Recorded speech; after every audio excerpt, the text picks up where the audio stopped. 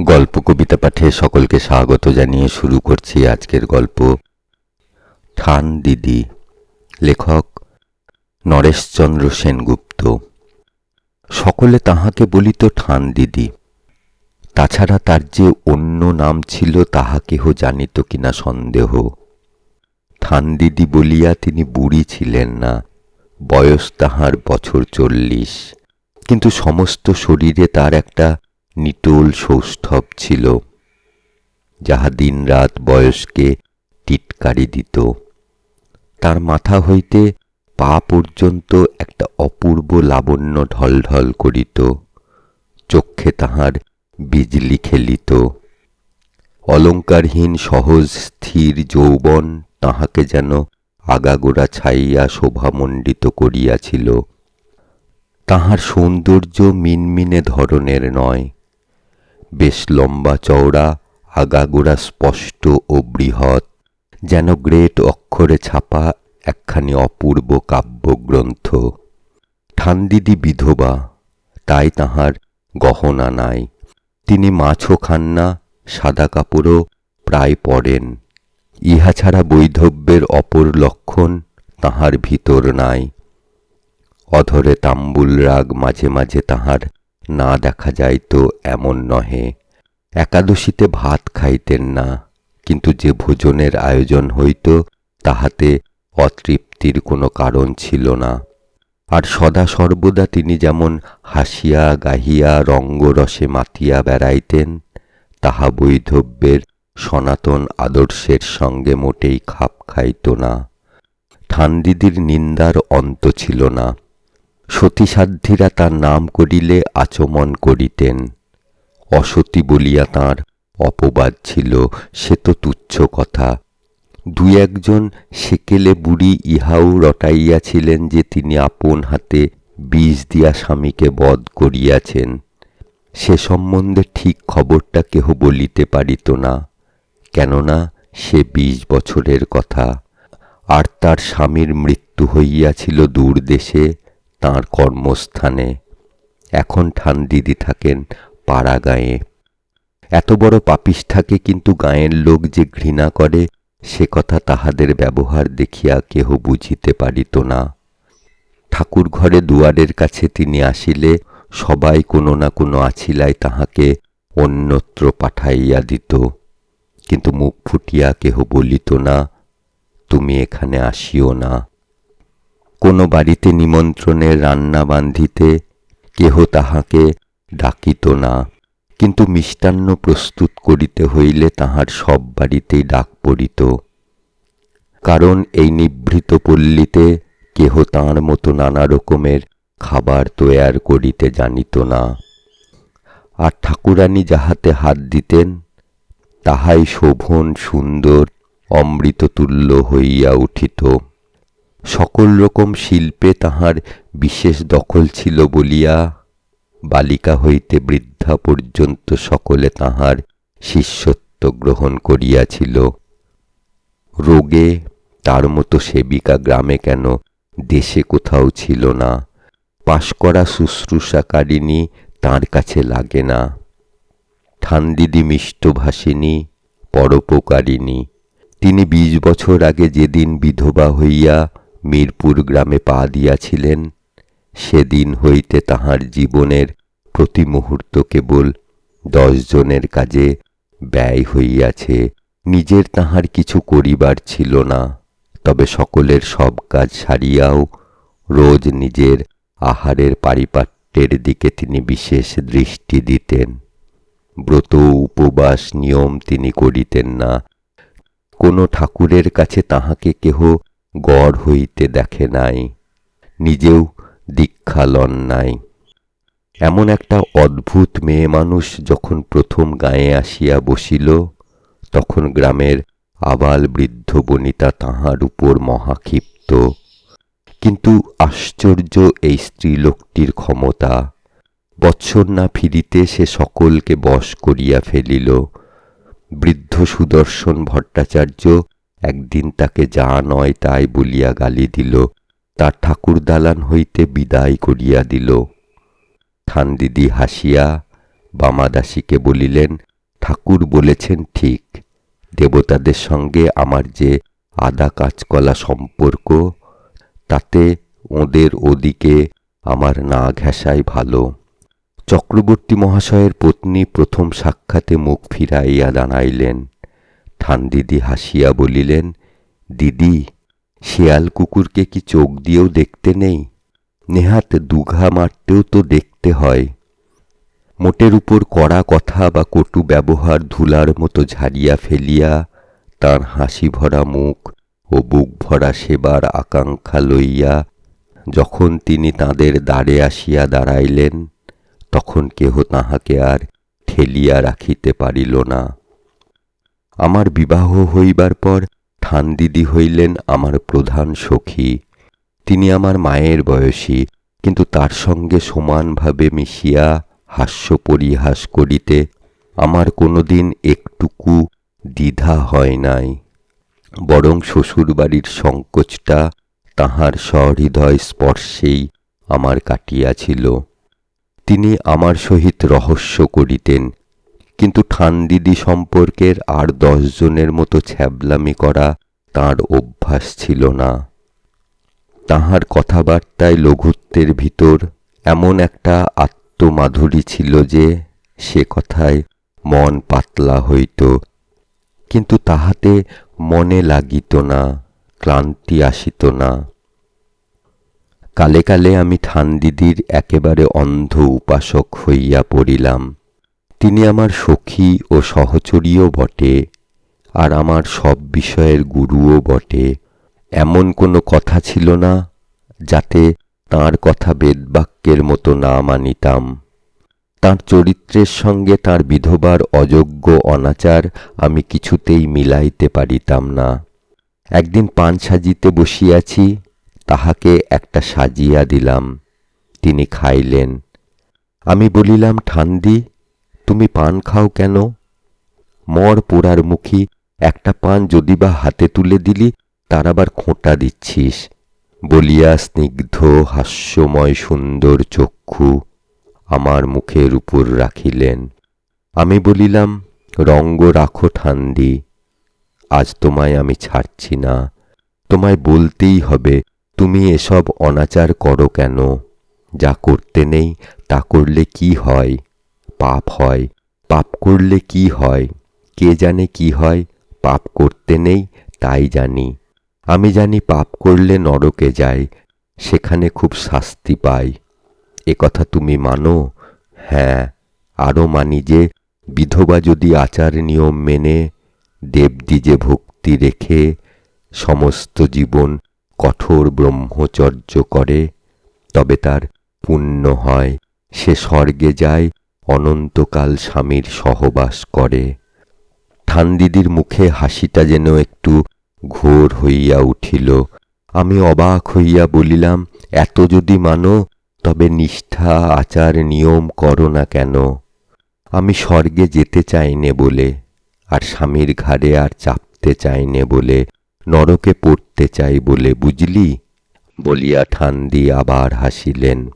আমি বলিলাম, আবার ঠাট্টা? আজ তোমায় সত্য কথা বলতেই হবে। ঠাট্টা নয় দিদি, খাঁটি সত্য। ঠানদিদির চোখটা একটু ভরিয়া উঠিল। এমন সময় আমার 6 মাসের খোকাটি আসিয়া কখন পানের থালাটি ধরিয়া টান মারিয়াছে আমি দেখিতে পাই নাই। দেখিতে দেখিতে সব কটি পান মাটিতে পড়িয়া গেল। আমি খোকার পিঠে একটা চড় মারিয়া বলিলাম, মরণ হয় না রে মুখ পোড়া। ঠানদিদি অমনি 60 বলিয়া ছেলেটিকে কোলে তুলিয়া লইলেন। মহাব্যস্ত হইয়া তাহার মাথা হইতে পা পর্যন্ত হাত বুলাইতে লাগিলেন। আমাকে বলিলেন, বিমলা, এমন কাজটি আর করিস না। ভুলেও স্বপ্নেও যেন এমন অলক্ষণে কথা মনেও আনিস না, মুখেও আনিস না। আমার প্রাণে তখন বড় অনুশোচনা হইতেছিল, কিন্তু বলিলাম, সাধে কি বলি ঠান্দি, দেখো দিকিন পানগুলো কি করে দিলে। হ্যাঁ রে পোড়ার মুখী, তুই তো কথাটা বলে দিয়েই খালাস। কথাটা গিয়ে কোন দেবতার কানে উঠে মনে গাঁথা রইল সে খবর তো তুই রাখিস না। 60 বাছা, 60-60। ঠানদিদির চোখ দিয়া জল গড়াইয়া পড়িল। আমি কিছুক্ষণ কথা কহিলাম না, মনে মনে ঠাকুর দেবতার কাছে মাথা কুটিলাম, আমার বাছার যেন অকল্যাণ না হয়। অনেকক্ষণ দুজনে চুপ করিয়া রহিলাম। আকাশ পাতাল কত কি ভাবিলাম। শেষে আমি বলিলাম, হ্যাঁ ঠানদিদি, দেবতারা কি মানুষের কথা শুনেন? তবে মানুষ যে দিনরাত এত মানত করছে, কই কার কি হচ্ছে? ঠানদিদি চোখের জল মুছিতে মুছিতে গম্ভীরভাবে বলিলেন, হ্যাঁ, তাঁরা মানুষের কথা শোনেন, রাখেনও, কিন্তু সে কেবল তাদের শাস্তি দেবার জন্য। আমার মনের একটা বড় গোপন কথা শুনে তাঁরা আমায় কি শাস্তি দিয়েছেন। ঠানদিদি দীর্ঘ নিঃশ্বাস ত্যাগ করিলেন। কিছুক্ষণ পরে বলিলেন, দেখ বিমলা, তুই আমাকে জিজ্ঞাসা করেছিলি আমি অনাচারী কেন। সে কথা তোকে খুলে বলবো, কথা শুনলেই বুঝতে পারবি ভগবান কেমন করে আমাদের কথা রাখেন। ঠানদিদি তাঁর জীবন কাহিনী বলিলেন। ঠানদিদির কথা, আমি যৌবনে বড় সুন্দরী ছিলাম। আমার স্বামীও পরম সুপুরুষ ছিলেন। স্বামী মজফ্ফরপুরে বড় চাকরি করতেন। তাঁর বিদ্যা বুদ্ধির বিশেষ খ্যাতি ছিল। মেয়ে মহলে আমার খ্যাতি তাঁর চেয়ে কম ছিল না। স্বামী আমাকে যেমন ভালোবাসিতেন তেমন বুঝি কোনো স্বামী কখনো কোনো স্ত্রীকে বাসেনি। আমিও তাকে খুব ভালোবাসিতাম। সারা দিন রাত্রি আমার সব কাজ, সব চিন্তা কেবল আমার স্বামীকে ঘিরিয়া থাকিত। তিনি সে কথা জানিতেন, আর আমার ছোট ছোট সেবা ও ছোট ছোট কথায় যে চরিতার্থতা তাঁহার মুখে ফুটিয়া উঠিত, তাহাতে আমার হৃদয় গর্বে ফুলিয়া উঠিত। ভাবিতাম, আমার মতো ভাগ্যবতী পৃথিবীতে আর আছে কি? আমার বয়স যখন 19, তখন আমার স্বামীর বয়স 25। সেই সময় তাঁর একটা পদোন্নতি হইল, কাজও অনেক বাড়িয়া গেল। আগে যেমন দিনরাত তাহাকে আমার কাছে পাইতাম, এখন আর তাহাকে তেমন পাই না। বাড়িতেও তিনি সদা সর্বদা কাজে এত ব্যস্ত থাকিতেন যে তাহার সহিত কথাবার্তা ঘটিয়া উঠিত না। এই সময় একদিন আমি জানালার ধারে বসিয়া আছি। দূরে রাস্তা দিয়া একটা নীলকর সাহেব যাইতেছে। এমন সময় স্বামী পিছন দিক হইতে আসিয়া বলিলেন, কি গো সতী, এমনি করে বুঝি বিরহ যাপন করছ? আমি হাসিয়া বলিলাম, কিরকম? অপ্রত্যাশিতভাবে তাহাকে পাইয়া আমার সমস্ত শিরায় শিরায় নাচন উঠিয়াছিল। সে কথা তাঁর কাছে গোপন রাখিতে পারিলাম না। তিনি বলিলেন, বলি ডেভিড সাহেবের সহিত কি প্রেমালাপ হচ্ছিল? বলিয়া তিনি আমার চিবুক টিপিয়া ধরিলেন। যাও বলিয়া আমি মহারাগ করিয়া সরিয়া গেলাম। তিনি গলবস্ত্র হইয়া বলিলেন, মাপ কিজিয়ে মেম সাব, গোস্তাকি কিয়া। আমি হাসিয়া বলিলাম, মাপ করা গেল, কিন্তু এমন গোস্তাকি যেন আর না হয়। কিন্তু এমন গোস্তাকি তাঁর প্রায় হইত। এমন সময় আমার পিস্তুত দেবর শচীকান্ত আমাদের বাড়িতে আসিয়া উঠিল। সে তখন এমএ পড়িতেছে। শরীর কিছু খারাপ হওয়ায় সে মজফ্ফরপুরে হাওয়া খাইতে আসিয়াছে। শচীকান্তের বয়স তখন 21-22।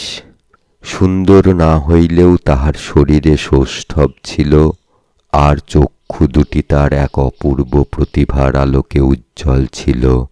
কথাবার্তায় সে অদ্বিতীয়। তার কথায় ও তার ভাবভঙ্গিতে এমন একটা মিষ্ট মোহের সৃষ্টি করিত যে একবার বসিলে আর তার কথা ফেলিয়া কেহ উঠিতে পারিত না। শচীকান্ত হইল আমার অবসরের সঙ্গী, কর্মে সহচর। দিনরাত সে কাছে কাছে থাকিত। দিনরাত তার মধুময় কথা শুনিতাম, শুনিয়া তৃপ্তি হইত না। একদিন দুপুরবেলায় আমাদের বাংলার বারান্দায় বসিয়া আমি জামা সেলাই করিতেছি। শচীকান্ত একখানি বই লইয়া বসিয়াছে। বই কোলে রাখিয়া শচী গল্প করিতে লাগিল। আমিও সেলাই কোলে রাখিয়া শুনিতে ও মাঝে মাঝে সাই দিতে লাগিলাম। বেলা 3টা বাজিয়া গেল, তাহারও পড়া অগ্রসর হইল না। আমার সেলাইও যেমন তেমনই রহিল। এমন সময় আমার স্বামী হঠাৎ অফিস হইতে ফিরিয়া আসিলেন। আমি অন্যমনস্কভাবে তাহার দিকে চাহিয়া বলিলাম, কি গো, এত শিগগির ফিরে এলে? বড্ড মাথা ধরেছে বলিয়া তিনি ঘরের ভিতর ঢুকিয়া পড়িলেন। সেদিকে আমার মোটেই মন ছিল না বলিয়া সে কথা আমার কানেই গেল না। আমি শচীকান্তের কথা শুনিতে লাগিলাম। খানিক পরে তার কথাটা শেষ হইলে ঘরে গিয়া দেখিলাম আমার স্বামী মাথার যন্ত্রণায় ছটফট করিতেছেন। আমি ব্যস্ত হইয়া বলিলাম, বড্ড মাথা ধরেছে কি? ঘরে আসিয়াই আমি অত্যন্ত সংকুচিত হইয়া পড়িয়াছিলাম। বুঝিয়াছিলাম যে আমার বড় ত্রুটি হইয়াছে তাঁর পিছু পিছু ঘরে না আসায়। তাঁর মাথা যন্ত্রণা আমার সেবার মতো অন্য কোনো উপায়ে আরাম হইত না। স্বামী গম্ভীরভাবে বলিলেন, না, যাও। আমার বুকের ভিতর দূর দূর করিয়া উঠিল। আমি আর কথা কহিতে পারিলাম না।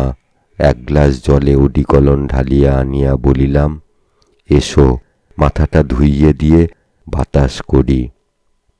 তিনি কিছু না বলিয়া আমার হাত হইতে গ্লাসটা লইয়া মাথা ধুইয়া ফেলিয়া বিছানায় শুইয়া পড়িলেন।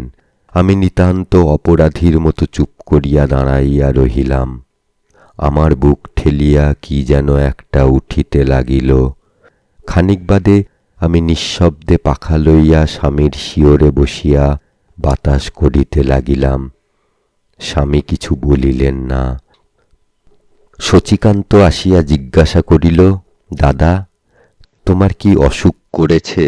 স্বামীর মুখে একটা বিরক্তির চিহ্ন দেখিতে পাইলাম, কিন্তু তিনি চুপ করিয়া চক্ষু বুজিয়া পড়িয়া রহিলেন। আমি শচীকান্তকে ইঙ্গিত করিয়া কথা কহিতে বারণ করিয়া সরিয়া যাইতে বলিলাম। তাহার মুখ হইতে মুখ ফিরাইয়া আমি দেখিলাম স্বামী আমার মুখের দিকে চাহিয়া রহিয়াছেন।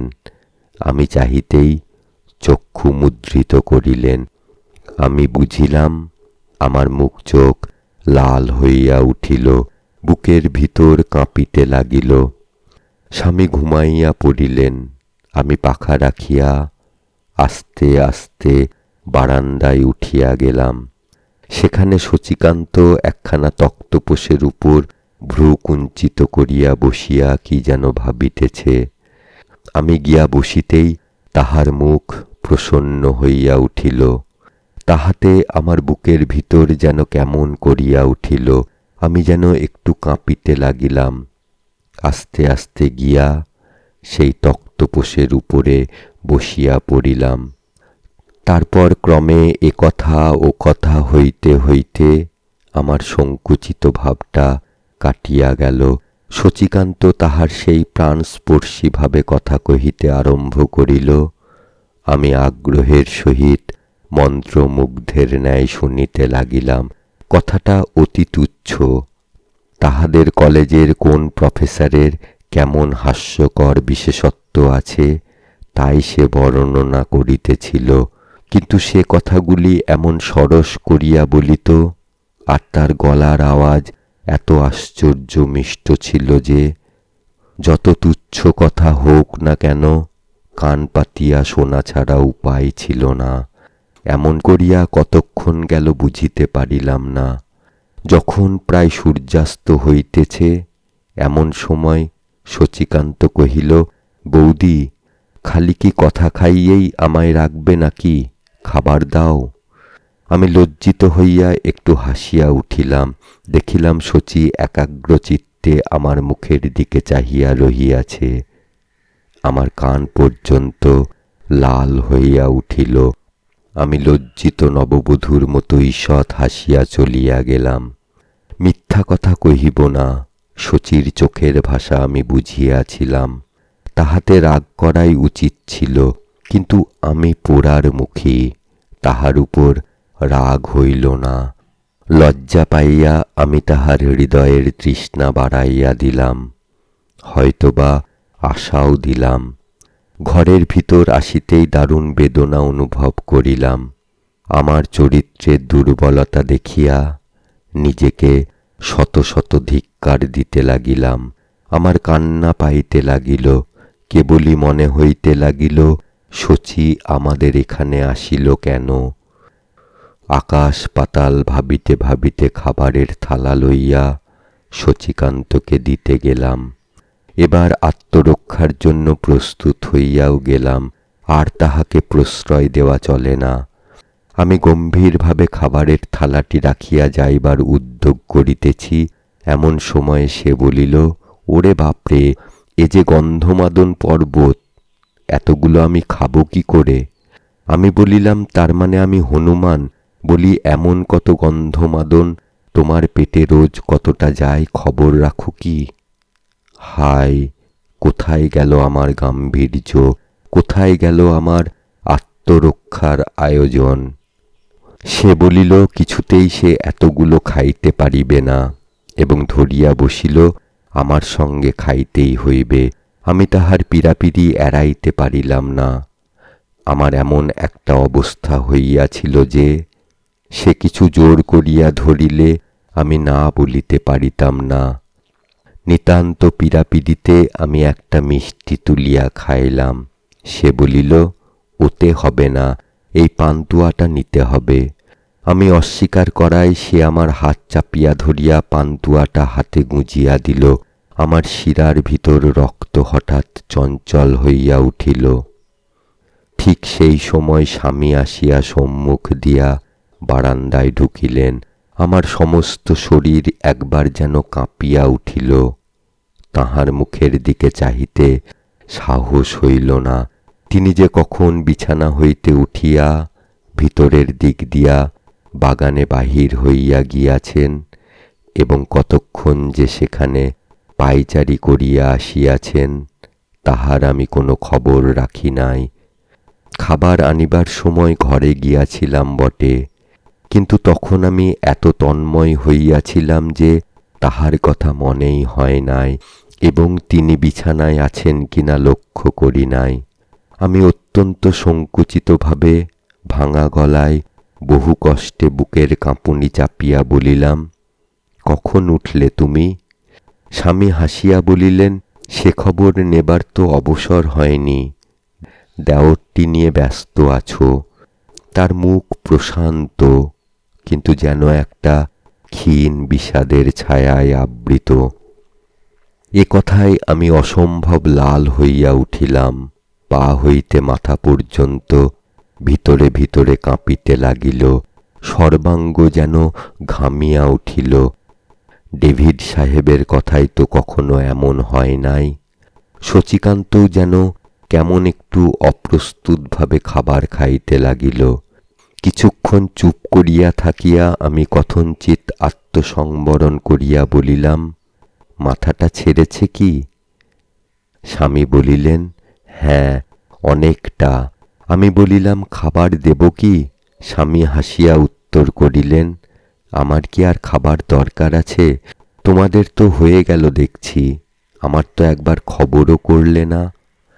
তাহার কথার ভাবে আমার মনের সংকোচ অনেকটা কাটিয়া গেল। আমি তাড়াতাড়ি গিয়া তাঁর খাবার আনিয়া দিলাম এবং চা করিয়া দিলাম। তারপর কথায় বার্তায় সন্ধ্যা হইয়া আসিল। আমার মন অনেকটা পাতলা হইয়া আসিল। রাত্রে শুইয়া আকাশ পাতাল ভাবিতে লাগিলাম। আজকের ঘটনায় আমার স্পষ্ট জ্ঞান হইল যে আমি একটা প্রবল স্রোতে ভাসিয়া ছুটিয়াছি এই শচীকান্তের দিকে। আমার হৃদয় যে কতদূর চঞ্চল হইয়াছে, কি এক বিষম নেশায় আমাকে পাগল করিয়া তুলিয়াছে, তাহা নিজের মনের কাছে গোপন করিতে পারিলাম না। আমি মনে মনে নিজেকে তিরস্কার করিতে চেষ্টা করিলাম, কিন্তু মনের ভিতর সে তিরস্কার পৌঁছিল না। শচীকান্তের কথা মাত্রে প্রাণের ভিতর এমন একটা পুলকের ঢেউ উঠিল, তার সামনে সব যেন ভাসাইয়া লইয়া চলিল। ভগবানকে ডাকিয়া বলিলাম, আমায় এ বিপদ হইতে রক্ষা করো। কিন্তু সে কথা মুখেই রহিল। প্রাণের ভিতর যে প্রাণ, সে বলিল, এ সুখের নেশা যেন ভাঙে না। আপনার ভিতর এ বিরোধ লইয়া আমি পরপর সুখ ও দুঃখের বেদনায় একেবারে চুরমার হইবার মতো হইলাম। শেষে আমার সুপ্ত স্বামীর পা দুখানি জড়াইয়া ধরিয়া কাঁদিতে লাগিলাম। কাঁদিতে কাঁদিতে ঘুমাইয়া পড়িলাম। কাঁদিলাম দুঃখে, নিজের ভিতরকার এই যুদ্ধের অসহনীয় বেদনায়। কাঁদিলাম আমি ভালো হইতে চাহিতে পারিলাম না বলিয়া। আর কাঁদিলাম সত্য দুঃখে, আমার স্বামীর হৃদয়ের জ্বালা অনুভব করিয়া। বেচারা সমস্ত জীবন আমার হাতে সমর্পণ করিয়াছে। আমাবই কিছু জানে না, তার প্রাণে এ সন্দেহের বেদনা কি নিদারুণ, তাই ভাবিয়া কাঁদিলাম। আমার পোড়ার মুখ, আমি তার এ বেদনার কেন সৃষ্টি করিলাম। কতক্ষণ এমনি করিয়া শুইয়াছিলাম জানি না। জাগিয়া দেখিলাম স্বামী আমার মাথা বুকের কাছে টানিয়া লইয়াছেন। তাহার বুক প্রবল বেগে আন্দোলিত হইতেছে। আমি জাগিতেই তিনি বলিলেন, তোমার উপর আমি বড় অবিচার করিয়াছি। তোমার ভালোবাসায় এক মুহূর্তের জন্যও সন্দেহ করিয়াছি। এটা বড় নিষ্ঠুরের কাজ হইয়াছে। তুমি আমায় ক্ষমা করো। আমি আমার কালামুখ তাঁর বুকের ভিতর লুকাইলাম। পরদিন সকালে উঠিয়া আবার সেই সব কথা ভাবিতে লাগিলাম। আমার উঠিতে কিছু দেরি হইয়াছিল। স্বামী তখন শয্যা ত্যাগ করিয়া গিয়াছেন। আমি বিছানায় বসিয়া ভাবিতে লাগিলাম।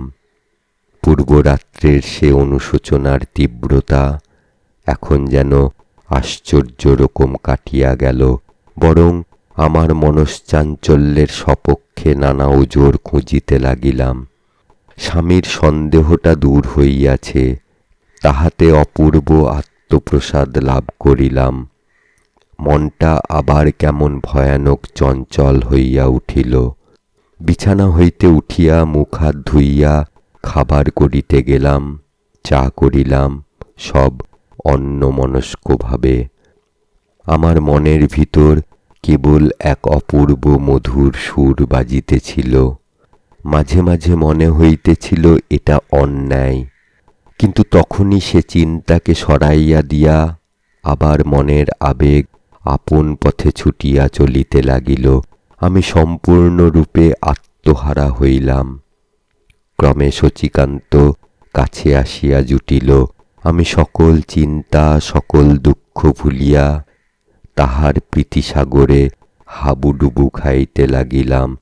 আমাদের কথাবার্তা সবই অত্যন্ত তুচ্ছ বিষয়ে, কিন্তু আমি বুঝিলাম তাহার মনের ভিতর কিসের ঢেউ খেলিয়া এই সব তুচ্ছ কথার ভিতর দিয়া আপনার রসের ধারা মিলাইতেছে। সেও যে আমার মনের কথা বুঝিল, তাহাতেও আমার কোনো সন্দেহ ছিল না। কিন্তু তবু আমাদের ভিতর শুধু একটা চোখের পর্দার অন্তরাল রহিয়া গেল। আমার স্বামীর নিকট হইতে আমার মন যে কখন অলক্ষিতে সরিয়া গেল, তাহা আমি বুঝিতে পারিলাম না। কিন্তু কিছুদিনের মধ্যেই দেখিলাম স্বামীর সঙ্গ আমার কাছে প্রীতিকর হওয়া দূরে থাকুক, যতক্ষণ তাহার কাছে থাকিতে হইত ততক্ষণ যেন একটা বোঝা ঘাড়ে চাপিয়া থাকিত। তাহার নিকট হইতে মুক্তি পাইলে হাঁপ ছাড়িয়া বাঁচিতাম। মাঝে মাঝে এমনকি তাকে একটা আপদ বলিয়া মনে হইত। যখন আমরা দুজনে, আমি আর শচীকান্ত বসিয়া বেশ গল্প জমাইয়া লইয়াছি, সে সময় যদি তিনি আসিয়া বসিতেন বা আমাকে ডাকিতেন, তবে আমার মনটা যেন বিষ হইয়া উঠিত। মনে হইত আপদ গেলে বাঁচি। কথাটা মনে হইলেই কর্তব্য বুদ্ধি বাধা দিত। মনে মনে বলিতাম, বড় অন্যায় করিতেছি। কিন্তু কর্তব্য বুদ্ধির উপদ্রবটা ক্রমশই বেশি গা সওয়া হইয়া উঠিতেছিল। ইহার পর হইতে আমার স্বামীর মাথা ধরাটা বড়ই বাড়িয়া উঠিল। প্রায়ই তিনি অফিস হইতে অসময়ে মাথা ধরিয়া বাড়ি ফিরিতে লাগিলাম। আমি মনে মনে স্থির বুঝিলাম যে ইহা কেবল আমাকে জব্দ করিবার ফন্দি। অসময়ে হঠাৎ বাড়ি আসিয়া দেখিতে চান আমি আর শচীকান্ত কি করিতেছি। কথা ভাবিতে আমার বড় রাগ হইত। এত অবিশ্বাস আমি করিয়াছি কি?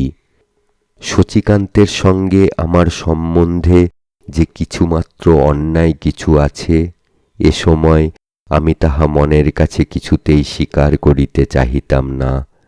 কেবল দিনরাত নিজের কাছে নিজের সাফাই গাহিতাম আর মনকে বুঝাইতাম যে আমি কোনো দোষ করি নাই। আমার স্বামীরই অন্যায় সন্দেহ।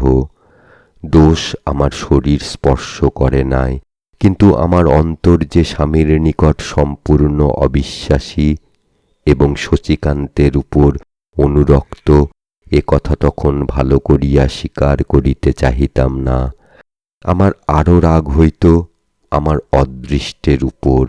আমি কোনো দোষ করি নাই, কিন্তু এমনই অদৃষ্টের ফের যে যখনই হঠাৎ আমার স্বামী আসিয়া পড়িতেন, ঠিক সেই সময়ই তিনি আমাদিগকে এমন একটা অবস্থায় দেখিতেন যাহাতে হঠাৎ লোকে সন্দেহ করিতে পারে।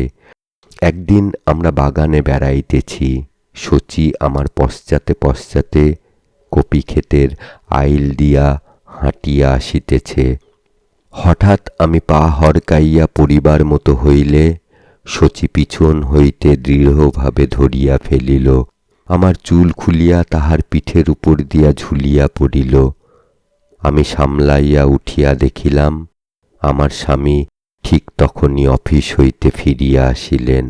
আমার সহিত দেখাদেখি হইতেই মুখ ফিরাইয়া গম্ভীরভাবে চলিয়া গেলেন। আর একদিন আমরা পাশাপাশি দুইখানা চেয়ারে বসিয়া কথা কহিতেছি। একটা মশা আসিয়া আমার চোখের পাশে বসিল। শচী সেই মশাটা মারিবার জন্য একটা থাপ্পড় দিয়াছে, অমনি স্বামী আসিয়া উপস্থিত।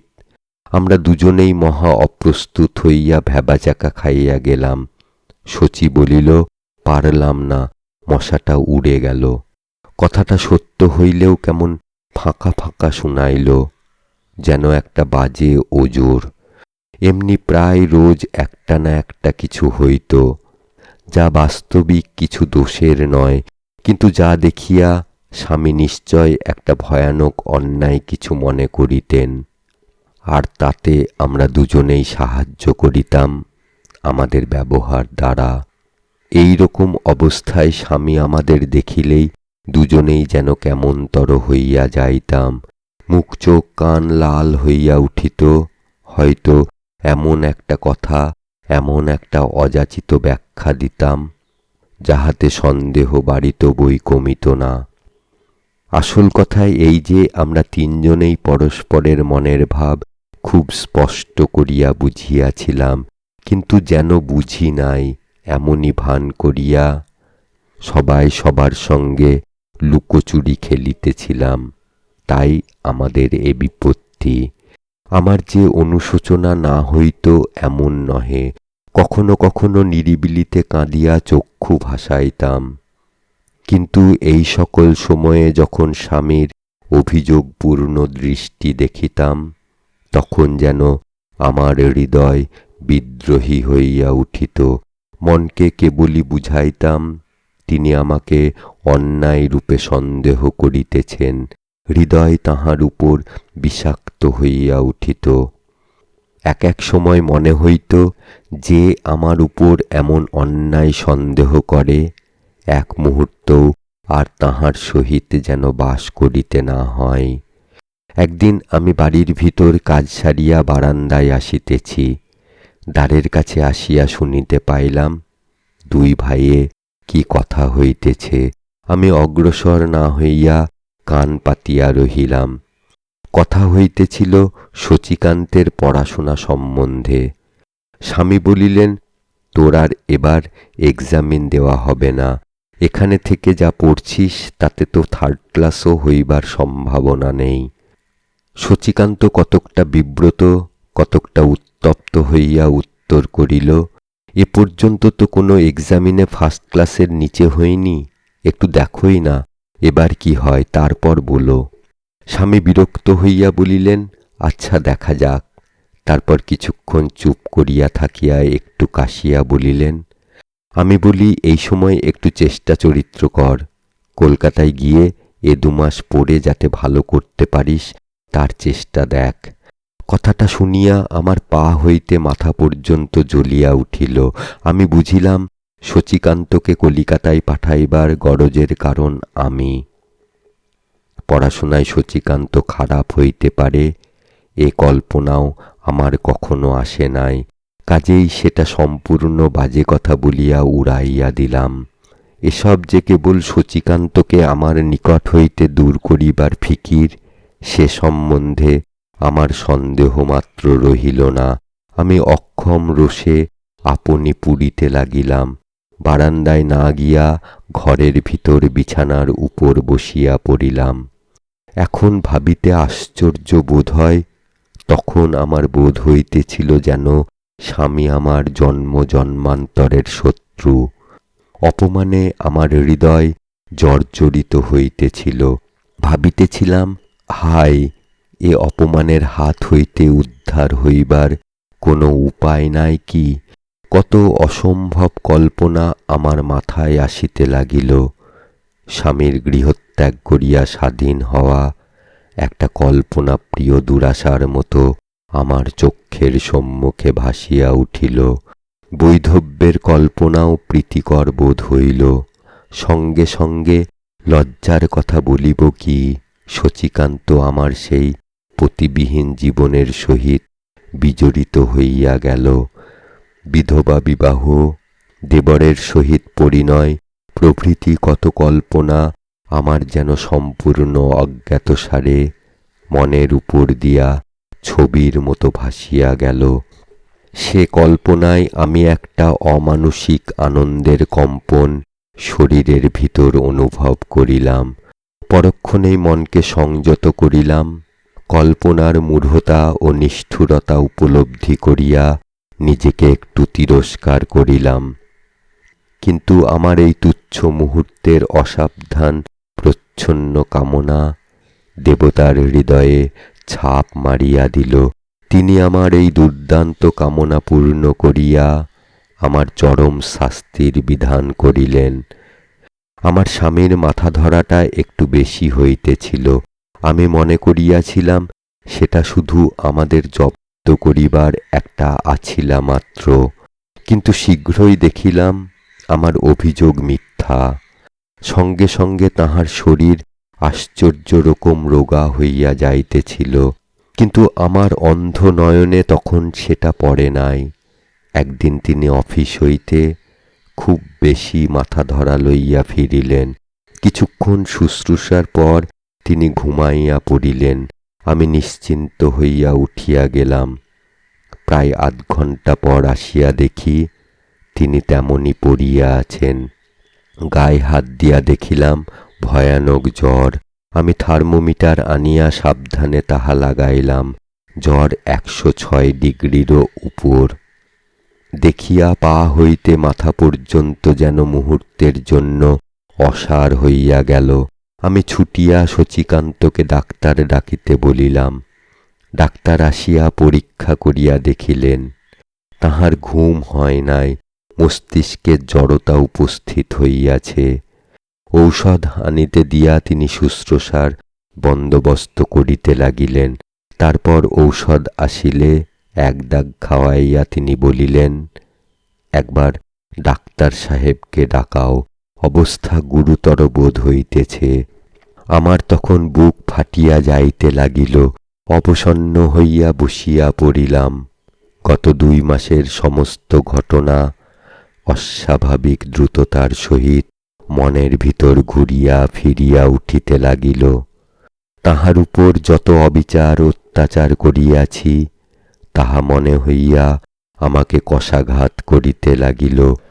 আর সর্বোপরি তাঁর সমস্ত হৃদয় ভরা স্বার্থ বিসর্জিত ভালোবাসার যে অপমান করিয়াছি, তাহাকে যে মিথ্যা মিথ্যা স্নেহ দেখাইয়া বঞ্চনা করিয়াছি, সেই সব কথা মনে ভাবিতে যেন আমার মাথার নাড়িগুলি ফাটিয়া পড়িতে লাগিল। ভাবিলাম, এমন বানরীর কণ্ঠে ভগবান কেন এ মুক্তাহার ঝুলাইয়াছিলেন। ডাক্তারবাবু আমার স্বামীর বন্ধু। তিনি বলিলেন, স্থির হন মা, এ সময় আপনি অস্থির হলে কে কি করবে বলুন। কথাটা শুনিয়া আমার চমক ভাঙিল। এক মুহূর্তে যেন আমার ভাব প্রবাহ জমাট বাঁধিয়া গেল।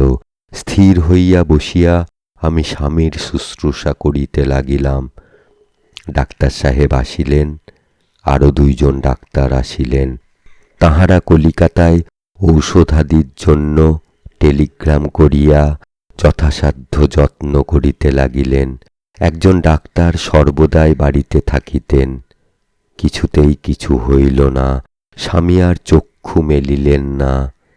3য় দিনে তিনি এই কৃতঘ্ন পাপিষ্ঠাকে ত্যাগ করিয়া গেলেন। আমি মূর্ছিত হইয়া শচীকান্তের পায়ের তলায় পড়িয়া গেলাম। মূর্ছিত হইয়া আমি 6 দিন ছিলাম। ক্রমে শচীকান্তের অক্লান্ত যত্ন ও পরিশ্রমে আমি সুস্থ হইয়া উঠিলাম। ক্রমে আবার সব কথা ভাবিবার শক্তি হইল। স্বামীর মৃত্যুর পর 6 মাস আমি মজফ্ফরপুরে ছিলাম। শচীকান্ত সঙ্গে ছিল। সে তাহার সমস্ত জীবন আমার সেবায় উৎসর্গ করিয়াছিল। আমি স্পষ্টই বুঝিতে পারিলাম যে যে প্রেমের বীজ আমি তাহার হৃদয়ে নিজ হাতে বপন করিয়াছিলাম, তাহা পত্রে পুষ্পে সুন্দর হইয়া তাহার সমস্ত জীবন ওতপ্রোতভাবে আচ্ছন্ন করিয়াছে। এত বড় পাপিষ্ঠা আমি যে, তখনও আমার হৃদয় হইতে তাহার লালসা দূর হয় নাই। আমি তখনও তাহার কথায় তৃপ্ত, তাহার দর্শনে পুলকিত এবং তাহার কদাচিৎ স্পর্শে মুগ্ধ হইতাম। চাবুক মারিয়া আমি মনকে ফিরাইতাম, কিন্তু ফিরাইতে বেদনায় প্রাণ ফাটিয়া যাইত। আমি নিজেকে কষ্টে সংযত করিতাম, কিন্তু তাহার হৃদয়ে কোনো আঘাত দিতে পারিতাম না। সে যদিও কোনোদিন একটি কথা বলে নাই, তবু তাহার হৃদয় পরতে পরতে আমার নিকট খোলা হইয়া গিয়াছিল। তাই কিসে তাহার আকাঙ্ক্ষা, কোথায় তাহার বেদনা, তা আমি না বলিলেও বুঝিতে পারিতাম। তাই আমি তাহাকে নিরাশ করিতে, তাহার হৃদয়ে ব্যথা দিতে পারিতাম না। সে যখন আমার কাছে আসিয়া বসিত, তাহাকে ফিরাইতে পারিতাম না। আমার মুখের কথা শুনিয়া সে কৃতার্থ হইত, তাহাতে আমি তাহাকে বঞ্চিত করিতে পারিতাম না। আমার সেবায় সে সুখ পাইত। সে সেবা হইতে তাহাকে নিবৃত্ত করা আমার অসাধ্য ছিল। তাই মনের সঙ্গে যতই কেন যুদ্ধ করি না, তাহাকে প্রশ্রয় না দিয়া পারিতাম না। 6 মাস পরে আমার স্বামীর জীবন বীমার 50,000 টাকা আসিয়া পৌঁছিল। শচীকান্তই চেষ্টা করিয়া টাকাটা বাহির করিয়া দিয়াছিল। চেকখানা আসিতেই একটু কাঁপিতে কাঁপিতে সে তাহা আমার নিকট দিয়া গেল। আমার বুক ফাটিয়া পড়িতে লাগিল।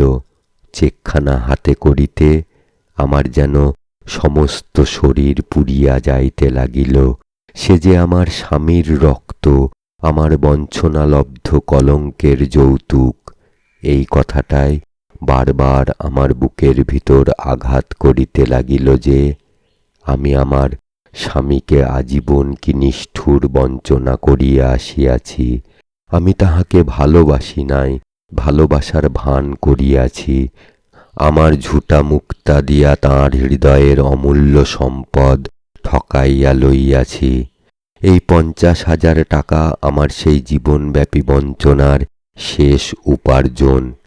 শচীকান্ত আমার কাছে নীরবে দাঁড়াইয়াছিল। তার চক্ষু দেখিয়া বুঝিলাম তার মনের কথা। তার প্রাণ চাহিতেছিল আমাকে বুকের ভিতর টানিয়া লইয়া তার অসীম প্রীতি দিয়া আমার দুঃখ নিঃশেষ করিয়া মুছিয়া দিতে। তার বুক ভরা ভালোবাসা লইয়া সে আমার দুয়ারে আসিয়াছে। আমাকে শুধু দান করিয়া যাইতে। মুহূর্তের জন্য এই চিন্তায় আমার মনে যেন একটা চরিতার্থতার ছায়া পড়িল, কিন্তু সেই চেকখানার দিকে দৃষ্টি পড়িল। হঠাৎ আমার কর্তব্য স্পষ্ট হইয়া চক্ষের উপর ফুটিয়া উঠিল। কে যেন আমার ভিতর বলিয়া উঠিল, ছি, আবার ঠকাবি? আমার স্বামীকে আমি যে নিদারুণ প্রবঞ্চনা করিয়াছি। আমার মনে হইল যেন এই যুবককেও আমার সেই পৈশাচিক বঞ্চনার আবর্তে ফেলিতে বসিয়াছি। আমি বলিলাম, আর না, আজ এ বঞ্চনা শেষ করিয়া দিতে হইবে। আমি মুখ তুলিয়া বলিলাম, শচীকান্ত, তুমি আমাকে ভালোবাসো? শচীকান্তের সমস্ত শরীর হঠাৎ একবার কাঁপিয়া উঠিল। সে একেবারে ফ্যাকাশে হইয়া গেল। পর মুহূর্তে তাহার মুখ লাল হইয়া উঠিল। সে মাটির দিকে চাহিয়া চুপ করিয়া রহিল। আমি বলিলাম, আমি জানি তুমি আমায় ভালোবাসো। এমনকি আমারও মনে হয়েছে যে শত চেষ্টা সত্ত্বেও আমি যেন তোমাকে সমস্ত প্রাণ মন দিয়ে ভালো না বেসে আমার সমস্ত জীবন দিয়ে তোমাকে আকাঙ্ক্ষা না করে পারিনি। কিন্তু আজ সে ভুল ভেঙেছে। আমি জেনেছি যে আমি নিজেকে ঠকিয়েছি, তোমাকে নিষ্ঠুরভাবে ঠকিয়েছি। তোমার দাদাকে আমি আজীবন ঠকিয়ে এসেছি। যখন তাঁর চোখ ফুটল, তিনি দেখতে পেলেন যে কি নিষ্ঠুরভাবে তাঁর সর্বস্ব আমি ঠকিয়ে নিয়েছি। তখন আর তাঁর শরীর তাঁকে বহন করতে পারলে না। সর্বত্যাগী মহাপুরুষ তিনি এই পাপিষ্ঠাকে সর্বস্ব দান করে স্বর্গে গেলেন। এত বড় মহাপুরুষকে খেয়েও যদি আমার ক্ষুধা না মেটে, আবার তোমাকে যদি আমি আমার বঞ্চনার আবর্তে ডুবাই, তবে বলতে হবে যে আমি দুনিয়ার সেরা পিশাচী। আমি তা পারব না। তুমি আমাকে ত্যাগ করো। তোমাকে দেখলে আমার লোভ হয়। তুমি আমার কাছে এসো না, আমাকে ভুলে যাও। আমার গা ছুঁয়ে শপথ করো, আমার কথা রাখবে। শচীকান্ত দাঁতে নখ কাটিতেছিল। তার মুখের প্রত্যেক শিরা উপশিরা ফুলিয়া উঠিতেছিল। সে নিপুণ ভাস্করের খোদাই করা বেদনার একখানি মূর্তির মতো নিশ্চলভাবে দাঁড়াইয়া রহিল। আমি একবার মুগ্ধ নেত্রে তাহাকে দেখিলাম। তারপর উঠিয়া তাহার গায়ে হাত দিয়া বলিলাম, বলো, আমার কথা রাখবে? এইবার সে কাঁদিয়া ফেলিল। চক্ষু মুছিতে মুছিতে বলিল, আচ্ছা, তোমার কথাই থাকবে। সে চলিয়া গেল। আমি সেইখানে মাটিতে পড়িয়া গড়াগড়ি খাইতে লাগিলাম। বুক ফাটিয়া যাইতে লাগিল। সে দুঃখ আমি কাহাকে জানাইব? দুঃখীর আশ্রয় তার চিরদিনের শান্তিদাতা ভগবান। তাঁর কাছে আমি আমার এ দুঃখ কোন লজ্জায় জানাইব? তাই কেবল বুক চাপিয়া মাটিতে পড়িয়া গড়াইতে লাগিলাম। তারপর আর তাকে দেখি নাই। সে কেবল একখানা চিঠি লিখিয়াছিল। তাহাতে বলিয়াছিল যে আমার চোখের সামনে সে দেখা দিবে না, কিন্তু এতদিন সে যেমন নীরবে প্রত্যক্ষ প্রতিমার গোপন পূজা করিয়া আসিয়াছে, চিরদিন সে তেমনি করিবে। এ বিষয়ে আমার অনুরোধ সে রাখিতে পারিবে না। সে চিঠির উত্তর আমি দেই নাই, কিন্তু অনেক দিন সে চিঠিখানা বুকে করিয়া রাখিয়াছিলাম। শেষে ভাবিলাম, চিঠিখানা রাখিয়া যে রত্নে আমার অধিকার নাই, তাহা চুরি করিতেছি, তাই তাহা ভস্মসাৎ করিয়াছি। আজ পর্যন্ত আমি শচীকান্তকে ভুলিতে পারি নাই। আজও তার স্মৃতি আমার বৃদ্ধ হৃদয়কে সরস করিয়া তুলে। অনেক চেষ্টা করিয়াও এখন পর্যন্ত স্বামীর প্রতি অবিশ্বাসিনী রহিয়া গিয়াছি। প্রথম কিছুদিন কঠোর ব্রহ্মচর্য করিয়াছিলাম। দেখিলাম তাহাতে আমার কোনো ক্লেশ হয় না।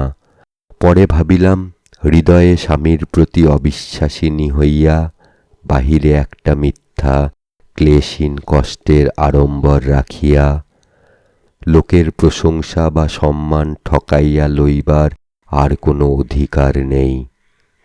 তাহা ছাড়া ব্রহ্মচর্য করিয়া আমার পাপের বোঝা কমাইয়া আমার শাস্তি হইতে নিজেকে বঞ্চিত করিব কেন?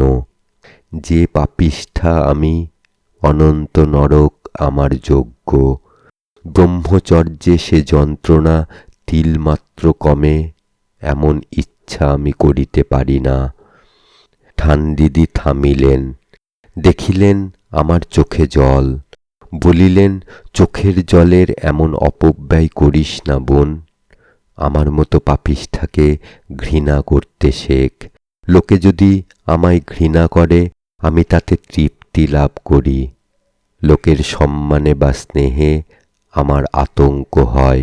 মনে হয় সারা জীবন কি কেবল ঠকামিই করিব? আমার যাহা প্রাপ্য নয়, তা কি আমি কেবলই লোকের কাছে ঠকাইয়া লইব?